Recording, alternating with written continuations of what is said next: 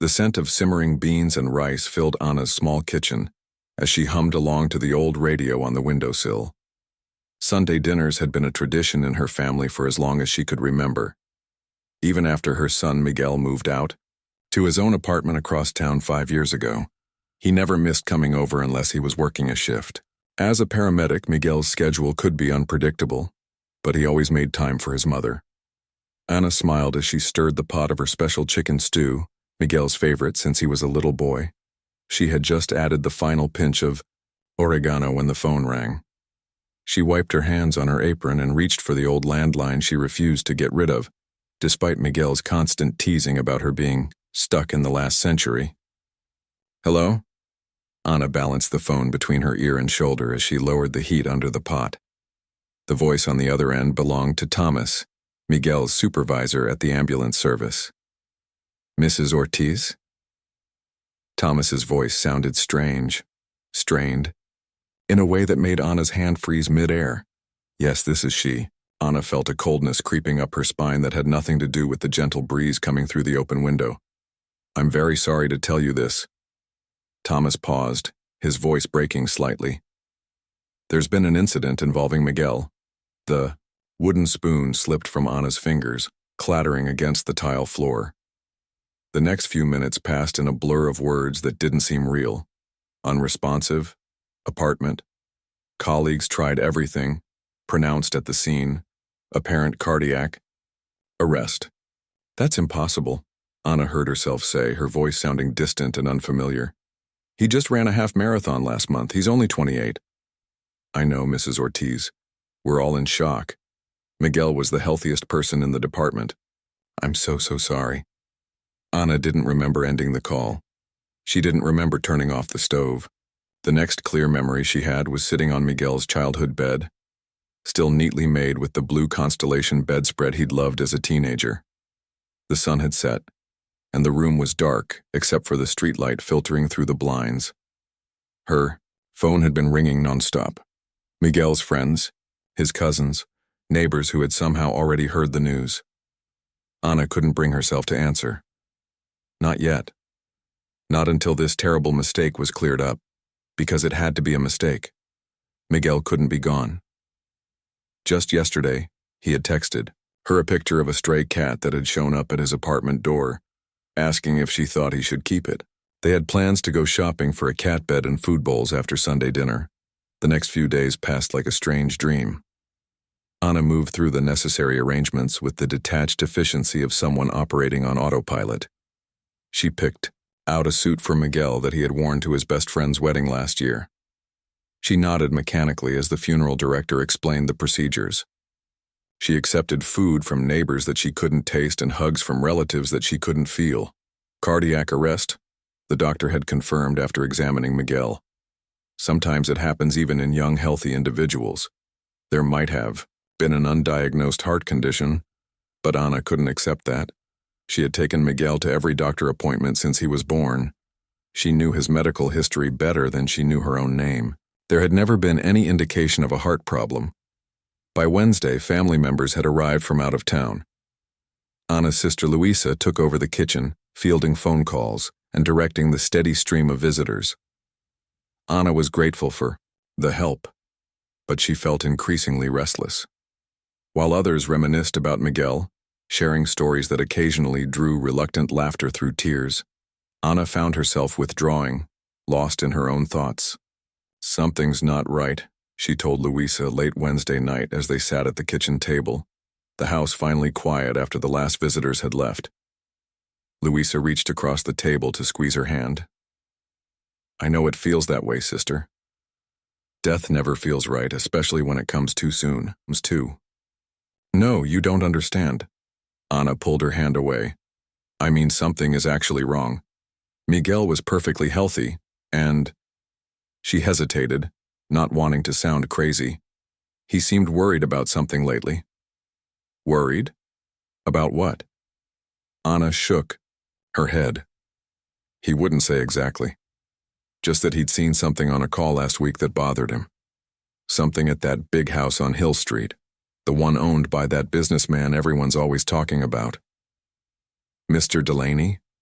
Louisa asked, eyebrows raised. Richard Delaney was one of the wealthiest men in town, owning several businesses and sitting on numerous charity boards. Yes, him. Miguel said they got called there for a household employee who had fallen. But when they arrived, things seemed strange. He said the employee was already being treated by someone else and they were basically turned away at the door, but not before Miguel saw something that made him uncomfortable. What did he see? I don't know. He changed the subject when I asked. That wasn't like him. Louisa looked skeptical. Anna, I know you're looking for reasons, for something to make sense of this tragedy.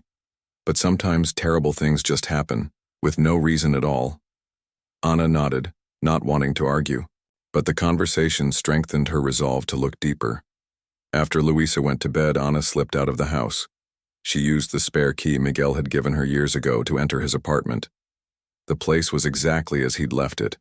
A coffee, mug in the sink, running shoes by the door, the book he'd been reading face down on the couch to mark his place. The gray cat Miguel had texted her about was nowhere to be seen, probably scared away by the commotion when they'd found him. Anna moved through the room slowly, not sure what she was looking for, but knowing she needed to find something. In Miguel's bedroom? She opened his closet and stood on tiptoe to reach the small metal box on the top shelf. It was where he'd always kept his important documents: birth certificate, passport, the medal he'd received for saving a child from a burning building 2 years ago. The box wasn't locked. Inside, beneath the official papers, Anna found a small leather-bound notebook. Miguel's journal. She hadn't known he kept one. Sitting on the edge of his bed, Anna carefully opened the journal. Most entries were brief: notes about work shifts, reminders to call friends, thoughts about books he was reading. But the entries from the past 2 weeks were different, longer, more detailed. The entry from last Thursday described the call to the Delaney mansion in detail.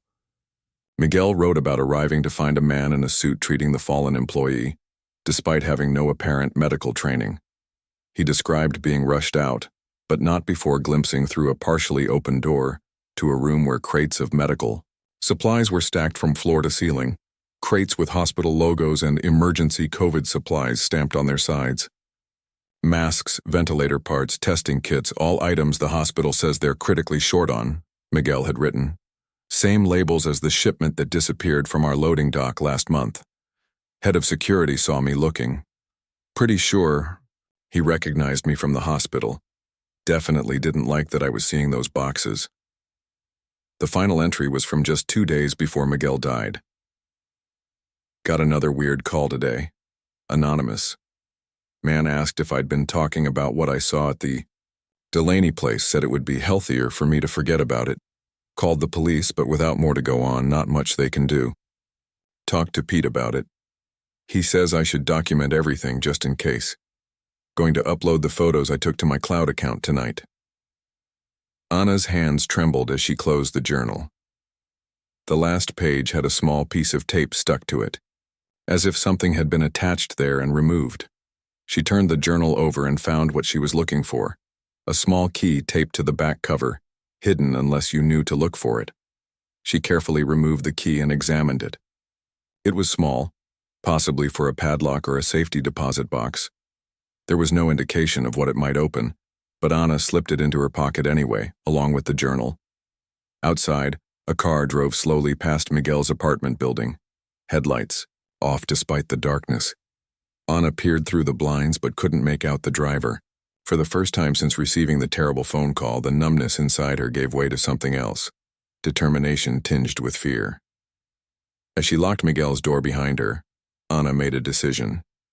She would not simply accept what she'd been told. Tomorrow she would start asking questions.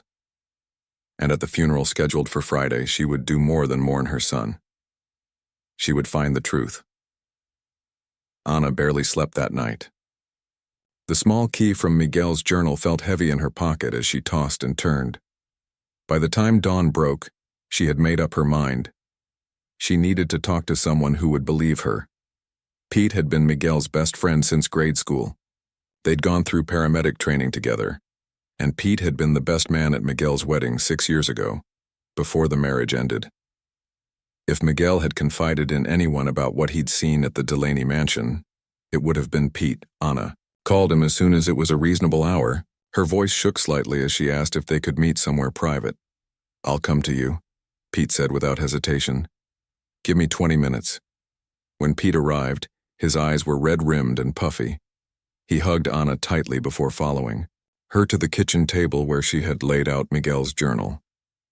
"I found this in his apartment last night," she explained, pushing the journal toward him. "The last few entries, they don't sound right." Pete's hands trembled slightly as he read. When he finished, he looked up at Anna with a mixture of fear and resolve on his face. "He told me some of this," Pete admitted, "about seeing those medical supplies at Delaney's place. I told him to document everything and be careful." His voice broke. "I never imagined."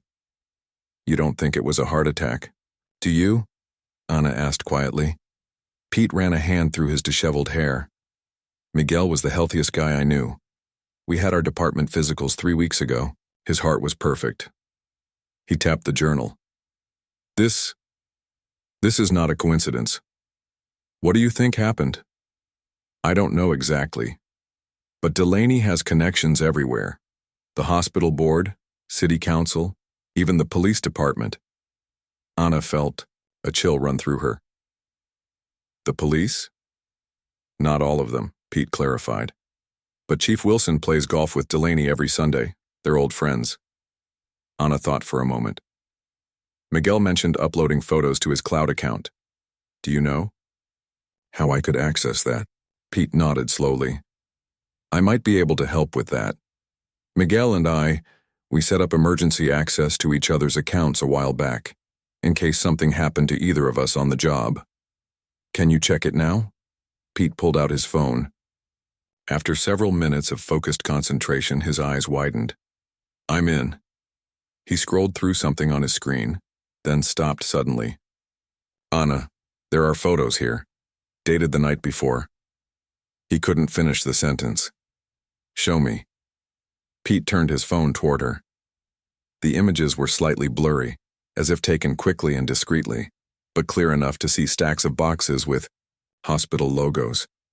In one photo, a tall man in an expensive suit stood with his back to the camera, pointing at the boxes while talking to 2 uniformed police officers. "That's Chief Wilson," Pete said, pointing to one of the officers.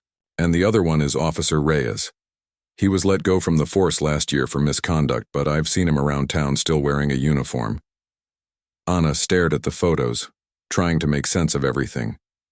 Why would Delaney be hoarding medical supplies during a shortage? And why would the police be involved? "Money," Pete said grimly. "Those supplies are worth a fortune on the black market right now. Hospitals across the country are desperate for them." Anna felt sick. "And Miguel saw this, and now he's dead." Pete nodded solemnly. "We need to be careful, Anna. Very careful. The funeral is tomorrow," Anna said, an idea forming. "I want you to help me with something." The next morning dawned gray and rainy, fitting the somber mood that hung over the small funeral home. Anna sat in the front row, dressed in black, her face a mask of composure that betrayed none of the turmoil inside her. Pete sat beside her, occasionally squeezing her hand in silent support. The funeral home was filled beyond capacity. Miguel had been well loved in the community. His fellow paramedics lined one wall, all in uniform, their faces solemn. Hospital staff, where Miguel had brought countless patients, filled several rows. Even some of the people Miguel had saved over. The years had come to pay their respects. Anna nodded mechanically as people offered condolences, but her attention was focused on scanning the crowd. Toward the back of the room, partially hidden behind a large floral arrangement, she spotted 2 men in dark suits who didn't quite fit with the rest of the mourners. They weren't crying or reminiscing. They were watching, observing the crowd with sharp eyes. As if sensing her gaze, one of the men looked directly at Anna. She recognized him instantly from Miguel's photos. Officer Reyes, the disgraced cop, who now apparently worked for Delaney. Anna held his gaze for a moment before looking away, her heart pounding. The service proceeded with songs, prayers, and stories about Miguel's life and kindness. When it came time for Ana to speak, she rose slowly and approached the podium. The small key felt like it was burning a hole in her pocket. "My son was a hero," she began, her voice surprisingly steady, not just because he saved lives as a paramedic, but because he lived with integrity every single day. Miguel believed in doing what was right, even when it was difficult, even when it was dangerous. From the corner of her eye, Ana saw the two men in suits straighten up, their attention fully on her now. Miguel had a strong sense of justice, she continued. If he saw something wrong, he couldn't look away. That's the kind of man he was. Ana paused, looking out at the sea of faces. Many were nodding in agreement, unaware of the deeper meaning behind her words. The suited men at the back exchanged glances. As we prepare to say our final goodbyes, I want to thank you all for loving my son, for being his friends, his colleagues, his community. Miguel would be touched by how many lives he impacted. Ana returned to her seat as the funeral director stepped forward to explain the next part of the service. According to the program, it was time for the final viewing before the burial. The funeral director gestured toward the closed coffin at the front of the room. "Mrs. Ortiz has requested a private final moment with her son," he announced. "After that, we will proceed to the cemetery for the burial service." This wasn't entirely true. What Ana had requested was something quite different. But the funeral director had been reluctant to explain the actual plan to the mourners. As people began to file out toward their cars, Ana approached the coffin. Pete stood nearby, positioned between her and the exit where the suited men lingered, watching intently. "Mrs. Ortiz," the funeral director said quietly, touching Ana's arm. "As I mentioned before, given the circumstances, it might be better to remember your son as he was in life." Ana knew what he meant. The autopsy and preparation hadn't been ideal, but that wasn't why she needed to see inside the coffin. "I understand," she said firmly, "but I need this moment, please." The funeral director nodded reluctantly and stepped back, giving her space. Ana stood before the closed coffin, aware that most of the room was now watching her. The two suited men had moved closer, their postures tense. She reached into her pocket and pulled out the small key she'd found taped to Miguel's journal. Before anyone could react, she inserted the key into the small, discreet padlock that had been added to the side of the coffin, a special request she had made, claiming it was a family tradition to ensure the deceased's peaceful journey. The lock clicked open. Ana heard the funeral director make a strangled sound behind her as he moved forward to intervene, but it was too late. With strength she didn't know she possessed, Ana pushed open the heavy lid of the coffin. A collective gasp filled the room. Inside the coffin, where Miguel's body should have been, were sandbags arranged roughly in the shape of a human form covered by the burial clothes Ana had provided. "Where is my son?" Ana demanded, turning to face the stunned crowd. Her voice echoed in the sudden silence. "Where is Miguel?" The two suited men were already moving toward the exit, pushing past shocked mourners. Pete immediately took out his phone, speaking urgently to someone on the other end. The funeral director had gone pale, his mouth opening and closing like a fish out of water. I don't understand," he stammered. This can't. What happened to my son's body?" Ana demanded again, advancing on him. The funeral director backed away, his hands raised defensively. "Please, Mrs. Ortiz, there must be some mistake. I'll check with my staff immediately." But Ana could see the truth in his frightened eyes. This was no mistake. From across the room, Pete caught her eye and gave a subtle nod. Whatever was happening, whoever had taken Miguel's body, they had just made their first real move, and Ana had just made hers. Chaos erupted in the funeral home. People pushed forward to see the empty coffin while others backed away in horror. Some pulled out phones to call the police, while others simply stood frozen in shock. Through it all, Ana remained oddly calm, as if she had moved beyond panic to some other state entirely. "Mrs. Ortiz, please," the funeral director pleaded, his face ashen. "Let's discuss this privately." There's nothing to discuss, Anna replied, her voice carrying across the room. My son's body is missing. I want to know why. Pete was at her side now, his hand on her elbow, guiding her away from the crowd. The police are on their way, he whispered. But not the usual officers. I called Detective Lee directly. Anna nodded. Detective Lee had worked with Miguel on several cases involving suspected domestic abuse victims who'd been brought in by ambulance. Miguel had trusted her. Those men who left, they worked for Delaney? Anna asked. Yes.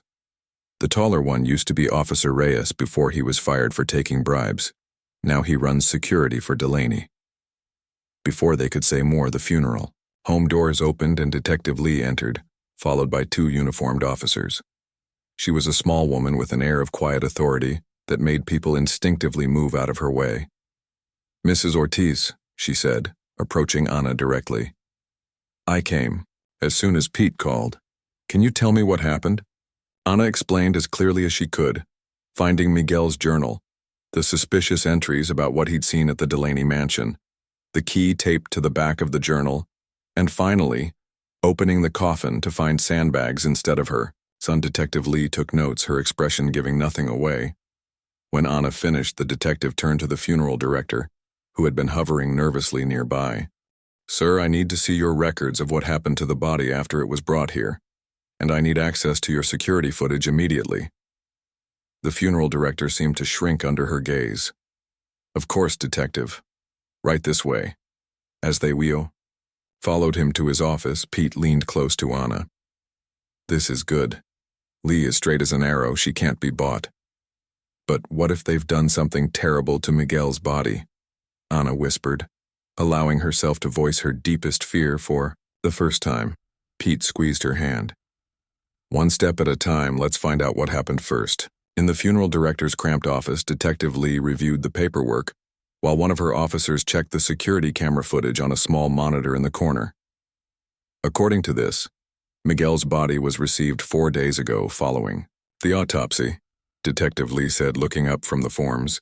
Standard preparation procedures were followed and the body was placed in the coffin yesterday afternoon. She turned to the funeral director. Is that correct? He nodded nervously, pulling at his tie. Yes, that's right. I supervised the preparation myself. And when was the last time you personally saw the body in the coffin? The funeral director swallowed hard. Yesterday evening, around 6 o'clock when we closed. Detective, the officer at the security monitor called out. You need to see this. They gathered around the small screen. The footage showed the back entrance to the funeral home at 1:37 a.m. A dark van with no license plates pulled up, and 2 men in what looked like official government suits entered using a key. They had a key to your building? Detective Lee asked sharply. The funeral director's face had gone from pale to gray. I don't know how they got that. The footage continued. 20 minutes later, the same 2 men emerged carrying a body bag. They loaded it into the van and drove away. Those are the same men who were at the funeral, Anna said, pointing at the screen. The ones who ran out when I opened the coffin. Reyes and Johnson, Detective Lee murmured. Both ex-cops, both now working for Delaney. She turned to the funeral. Director, did they speak to you at any point, threaten you, offer you money? The man seemed to collapse in on himself, dropping heavily into his chair. They came by yesterday afternoon, he admitted, his voice barely audible. They said they were federal agents. They had badges and paperwork ordering the release of the body for national security reasons. He looked up, his eyes pleading. It looked legitimate. They said it was a matter of public health safety, that there was concern about some kind of contamination. And you didn't think to call the family? Or verify their credentials with actual federal agencies? Pete asked incredulously. The funeral director wiped sweat from his forehead. They said it was classified, that I would face federal charges if I told anyone. He looked at Anna. They gave me the sandbags and said to make sure the coffin stayed closed during the service. Detective Lee's face hardened. You're going to give me every detail of your interaction with these men and copies of any paperwork they showed you. As the detective continued questioning the funeral director, Anna pulled Pete aside. We need to find Miguel, she whispered urgently. The police will handle it now, Pete reassured her. Lee is good. She'll get to the bottom of this. But Anna shook her head. We don't know who else might be involved. If Delaney has this much influence, who knows how far it goes? She clutched Pete's arm. My son could still be alive. Pete stared at her. Anna, I want that to be true more than anything, but think about it, Anna interrupted. Why take his body? If they just wanted to hide evidence of murder, they could have done that before the autopsy. Why go to all this trouble unless he's not dead, Pete finished, his eyes widening. We need to check the autopsy report, Anna said. Who performed it? Pete pulled out his phone. I can find out. The department keeps records of all line-of-duty deaths, even though Miguel wasn't technically on duty when it happened. While Pete made some calls, Anna returned to Detective Lee, who had finished questioning the funeral director. What happens now? Anna asked.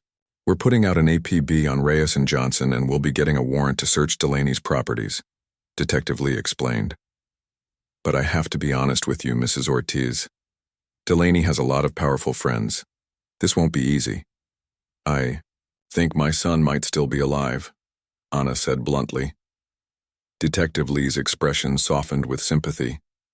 Mrs. Ortiz, I understand that's what you want to believe. No, listen to me, Anna insisted. It doesn't make sense to steal a body days after death unless there's a reason. Unless they're hiding something that an autopsy might have shown, or wouldn't have shown. Pete rejoined them, his face flushed with excitement. The autopsy was performed by Dr. Wade, he said. He's been the county medical examiner for 30 years, but he's retiring next month. And guess who just made $1 million donation to his retirement fund? Delaney, Anna and Detective Lee said in unison. I need to talk to Dr. Wade, Detective Lee said, already heading for the door. We're coming with you, Anna stated, in a tone that brooked no argument. Detective Lee hesitated, then nodded. Stay behind me and do exactly as I say. The county morgue was located in the basement of the hospital where Miguel had brought countless patients over the years. Dr. Wade was just leaving his office when they arrived, looking surprised to see Detective Lee, and downright alarmed when he spotted Anna. Mrs. Ortiz, he said, recovering quickly. My deepest condolences on your loss. Did you perform the autopsy on my son? Anna asked without preamble. Dr. Wade glanced at Detective Lee, who showed him her badge. This is now an official investigation, Doctor. Mrs. Ortiz's son's body has been stolen from the funeral home. Stolen? Dr. Wade repeated, looking genuinely shocked. I don't understand. Neither do I, Anna said. But I'm starting to think that the autopsy report might not tell the whole truth. Not if Delaney paid you to leave certain things out, or to declare my son dead when he wasn't. The color drained from Dr. Wade's face. You have no right to make such accusations. Then you won't mind showing us the actual autopsy records and any samples you took, Detective Lee said smoothly. We can get a warrant if necessary, but that would take time. Time that might be critical if Miguel Ortiz is still alive. For a long moment, Dr. Wade stood frozen, his eyes darting between them. Then his shoulders slumped. I didn't falsify anything, he said quietly. The cardiac arrest was real, but... He hesitated, then continued. There were unusual substances in his blood work, traces of a powerful sedative that could slow heart rate to the point where it might appear to stop temporarily. Are you saying my son might have been alive when you examined him? Anna's voice shook. No, Dr. Wade said quickly. He was clinically dead when he arrived. But the circumstances were unusual enough that I ordered more detailed toxicology tests. Those results came back yesterday.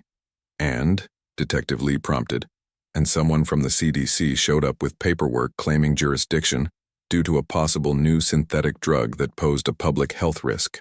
They took all the samples in my preliminary findings. Let me guess, Pete said bitterly. One of them was a tall man with a military-style haircut, and the other was shorter with a scar on his right cheek. Dr. Wade looked startled. Yes, that's right. They had federal badges. Anna felt a surge of hope so powerful it made her dizzy. She grabbed Pete's arm to steady herself. They have him, she whispered. They have Miguel, and he might be alive. Detective Lee was already on her phone, calling for backup and search warrants. We need to move fast, she said after ending the call. If Miguel is alive and they know we're onto them, he's in serious danger. As they hurried back to Detective Lee's car, Anna's phone buzzed with a text message from an unknown number.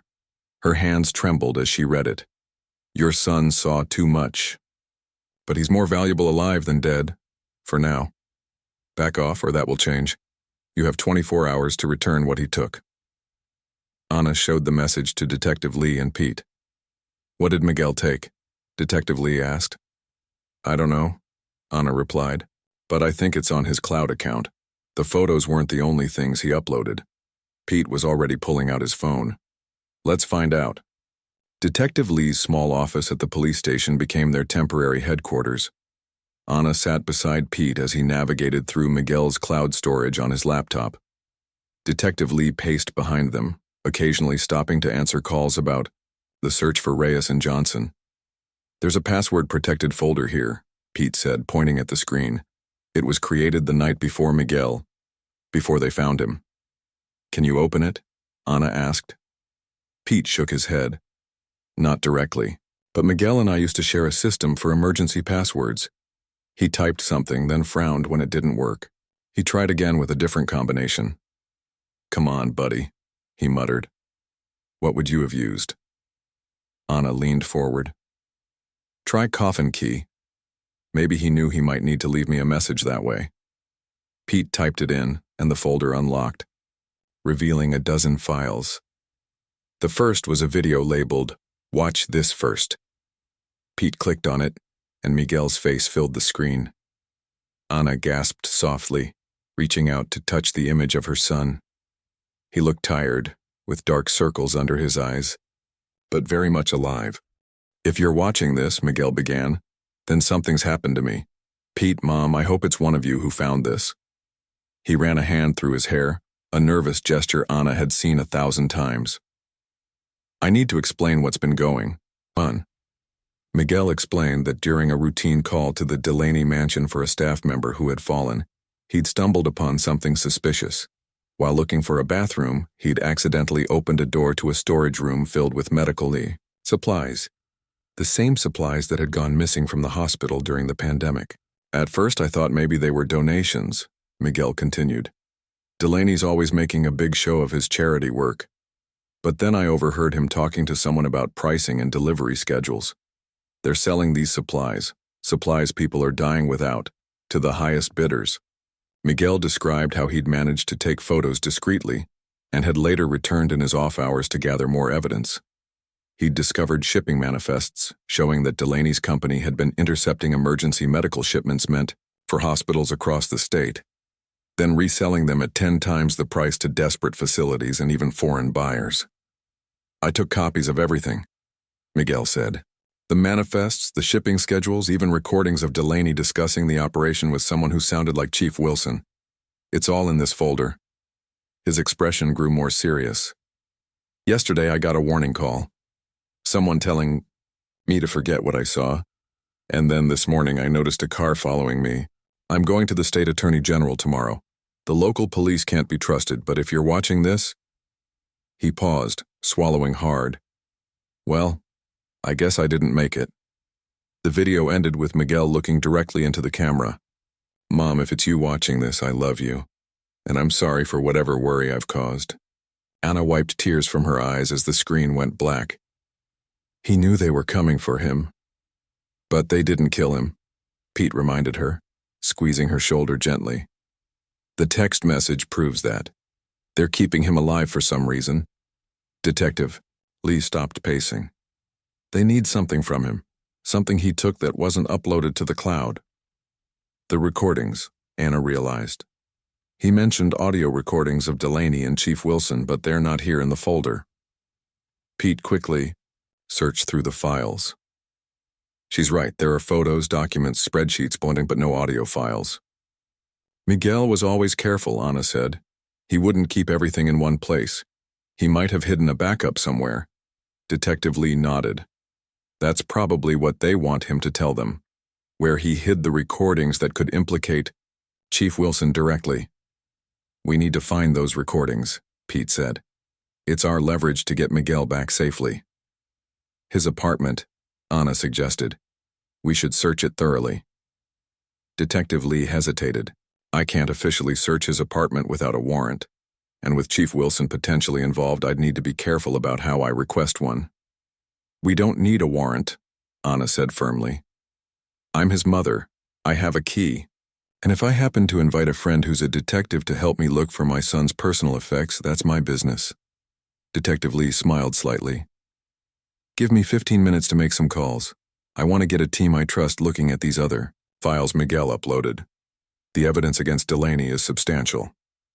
While Detective Lee stepped out, Anna studied the other documents Miguel had saved. The shipping manifests showed millions of dollars worth of medical supplies diverted from their intended destinations. Spreadsheets tracked profits that had been split between several parties identified only by initials. "RD is obviously Richard Delaney," Pete pointed out, "and CW would be Chief Wilson. But who's TG?" "Thomas Green," Anna said quietly. "The mayor." Pete looked at her in shock. "Are you sure?" Anna nodded grimly. "Miguel and I had dinner with him and his wife just last month at a fundraiser for the paramedic service. The mayor made a big speech about how the city was doing everything possible to get needed medical supplies." Her hands clenched into fists. "All while he was helping Delaney steal them." Detective Lee returned, looking determined. "I've got a trusted team working on the evidence, and I've reached out to a contact at the state police. Someone who doesn't answer to Chief Wilson.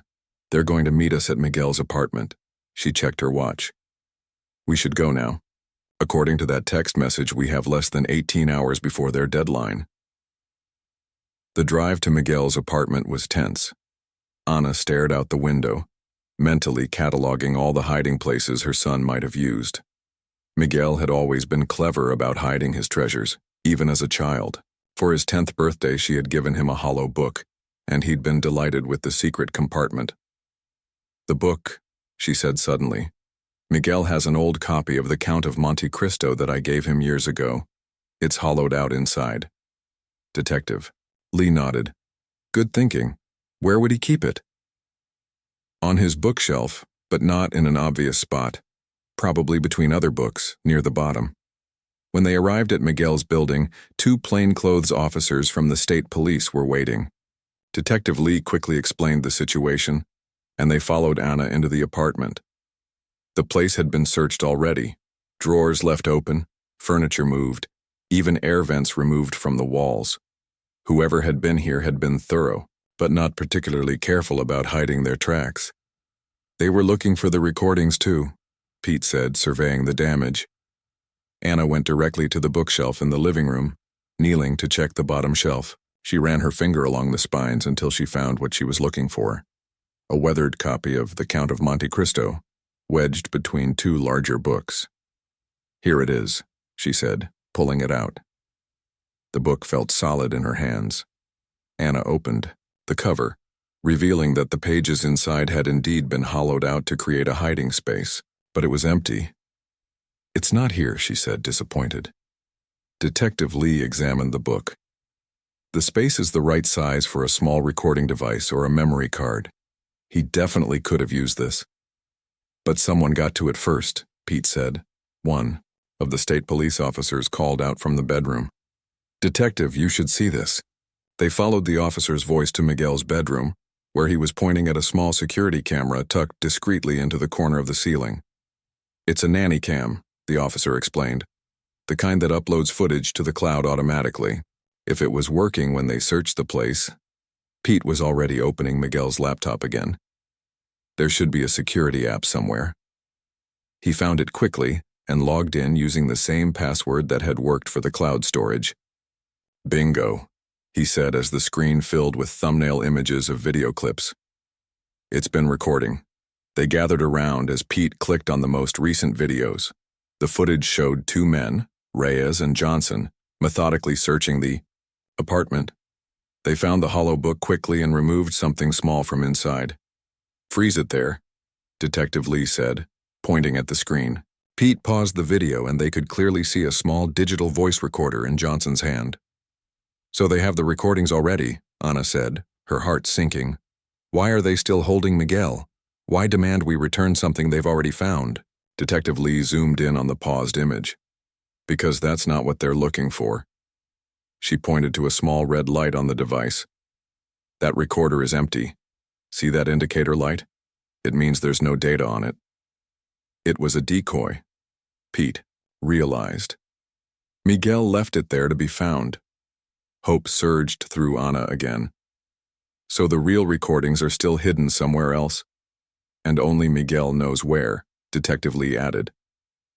"That's why they're keeping him alive. They need that information." Anna stood very still, thinking.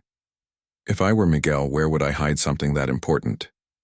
She looked around the apartment, trying to see it through her son's eyes. It would be somewhere no one would think to look, somewhere personal. Her gaze fell on a framed photo on Miguel's nightstand, a picture of Miguel and Anna at the beach last summer, both smiling widely at the camera. It had been a perfect day, one of Anna's favorite memories. She picked up the frame and turned it over. The back panel seemed slightly thicker than it should be. Anna carefully pried it open, and there, taped to the inside of the frame, was a small memory card. "Found it," she whispered. Pete quickly inserted the memory card into the laptop. It contained several audio files, each labeled with a date. He clicked on the most recent one. The voices were clear. Delaney speaking with Chief Wilson about their distribution network for the medical supplies. They discussed profits, schedules, and most damning of all, how to handle anyone who might get in their way. "If anyone starts asking questions, we deal with it immediately," Delaney's voice said coldly. "We have too much invested to let some do-gooder paramedic ruin everything."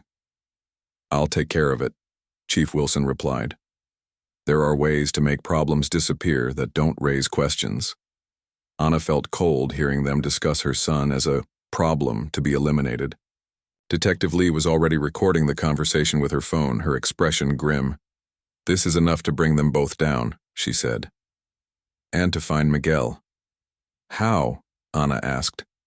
"We still don't know where they're keeping him," Pete had continued, exploring the memory card's contents. "Wait, there's something else here, a video file." He opened it to reveal footage of a warehouse interior. Miguel must have hidden a camera somewhere because the video showed Delaney overseeing workers as they unloaded boxes of medical supplies. Miguel had zoomed in on a sign on the wall, "Property of Green Shipping, Building 7. "Green Shipping," Pete said. "Owned by Mayor Green." "Building 7, Anna repeated. "Do we know where that is?"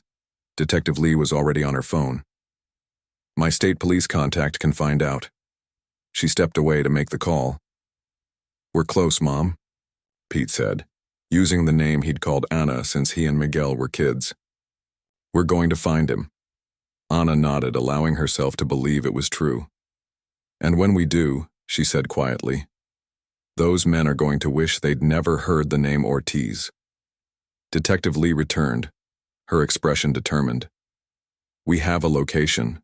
Green Shipping has a warehouse complex on the outskirts of town.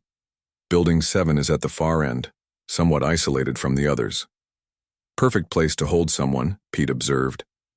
"My contact is assembling a tactical team," Detective Lee continued. "They'll meet us there in 30 minutes.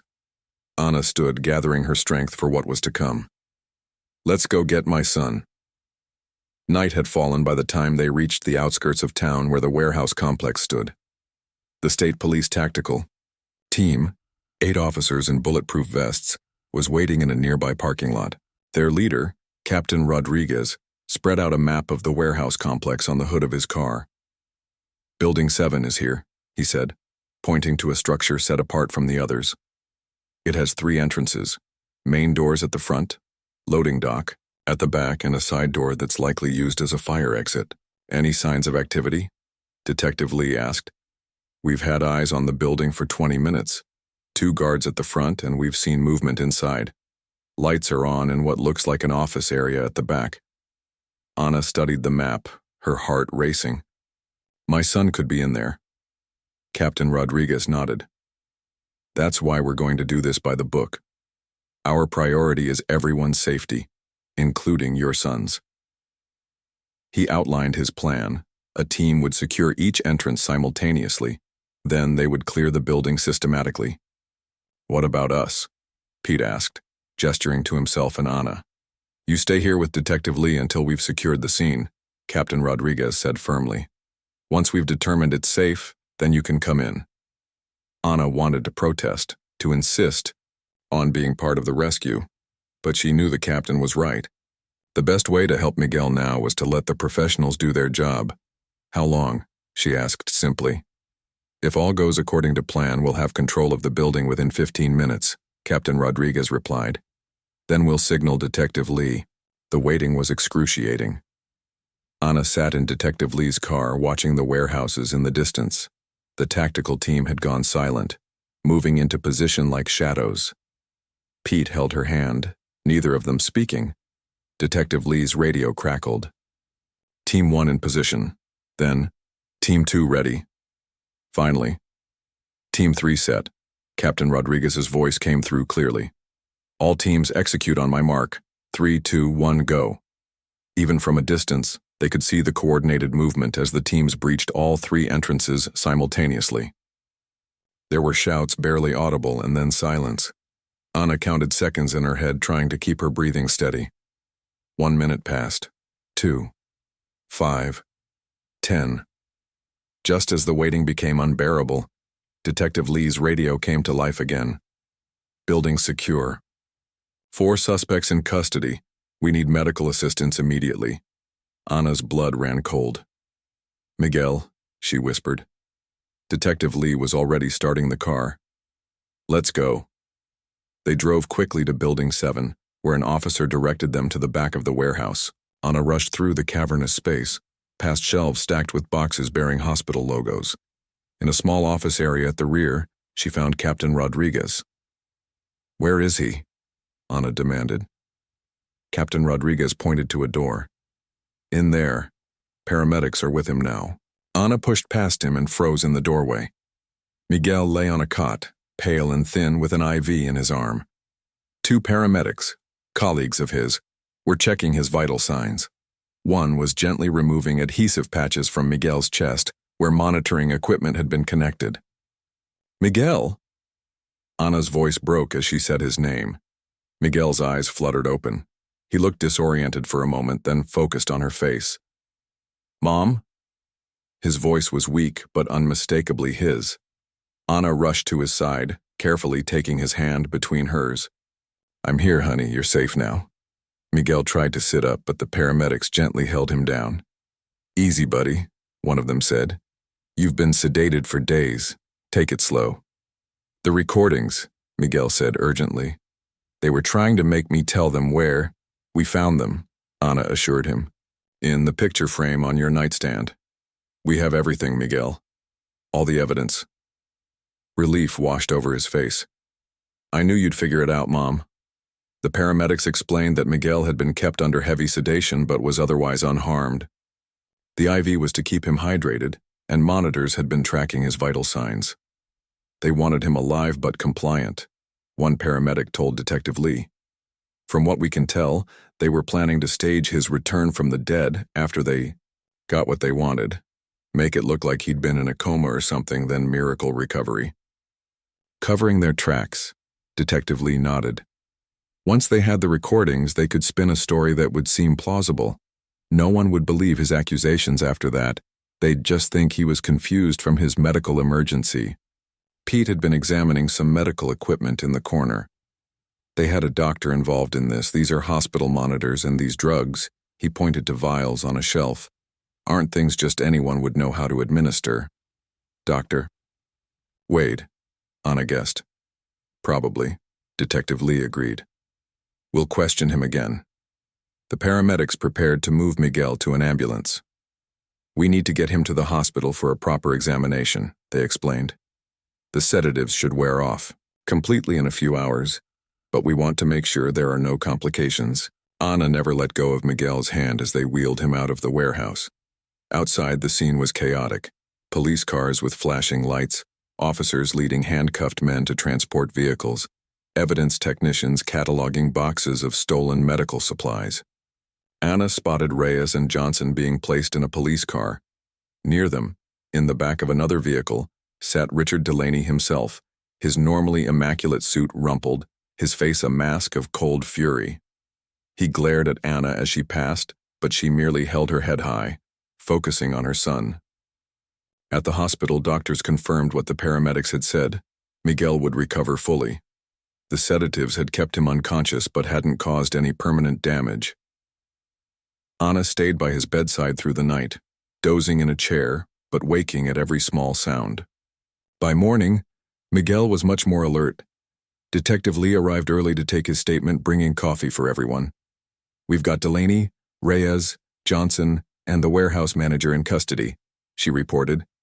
"Chief Wilson tried to flee town when he heard about the raid, but state police caught him at the highway checkpoint. The mayor has gone silent, not answering calls, but his house is under surveillance." "What about Dr. Wade?" Anna asked. "Picked him up this morning. He's cooperating fully, hoping for leniency. Says Delaney pressured him to falsify the autopsy report by threatening his family." Miguel sipped his water before speaking. "How did they do it? Make it look like I was dead?" Detective Lee consulted her notes. "According to Dr. Wade, they injected you with a drug cocktail designed to mimic death, severely depressed respiratory and cardiac function, but not actually stopping them. It's something developed for military use, apparently. When the paramedics who responded to your apartment found you, all standard checks would indicate death." "And they were Delaney's people?" Pete asked. "At least one was," Detective Lee confirmed. "Your regular partner was conveniently reassigned that day, Miguel. The substitute works part-time security for Delaney." Miguel shook his head in disbelief. "All this because I saw some boxes of masks and ventilator parts." "Not just some boxes," Detective Lee corrected him. "Based on what we found in the warehouse and the financial records in the files you uploaded, we're talking about nearly $50 million worth of supplies diverted over the past year. Medical equipment that was desperately needed during the height of the pandemic. People died because of what they did," Miguel said quietly. Anna squeezed his hand. "And now they'll face justice because of what you did?" Detective Lee's phone buzzed. She checked it and smiled slightly. "The state attorney general just announced they're taking over the case personally. With the evidence we have, everyone involved is looking at serious federal charges: theft of government property, bribery, kidnapping, conspiracy, fraud. They won't be walking away from this."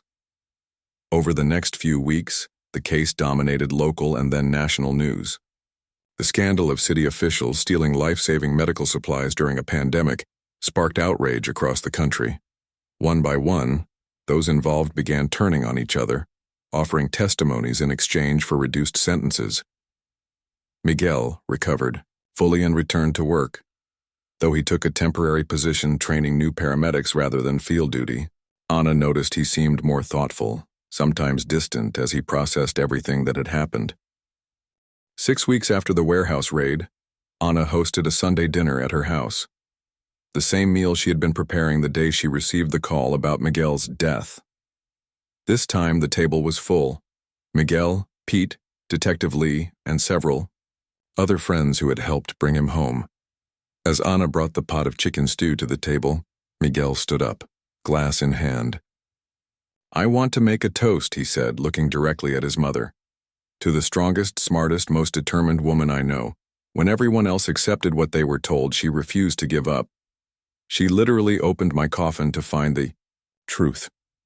He smiled at her, eyes bright with emotion. "I always knew you'd move heaven and earth for me, Mom, but I never thought you'd have to prove it quite so literally." Anna blushed at the praise but raised her glass along with everyone else. Later, as guests were leaving, Miguel pulled her aside. "I've been thinking a lot about everything that happened," he said, "about how fragile life is and how quickly it can change." Anna nodded, waiting for him to continue. "I've decided to apply to medical school," Miguel said. "Being a paramedic has been rewarding, but after all this, I want to do more, to help more people." Anna felt tears spring to her eyes as she hugged her son tightly. You'll be an amazing doctor, just like you've been an amazing paramedic, and an amazing son. Miguel hugged her back. I had a pretty good teacher, he said. A mother who never gives up, who always looks deeper, who trusts her heart even when all evidence says otherwise. He pulled back to look her in the eyes. How could I not follow that example?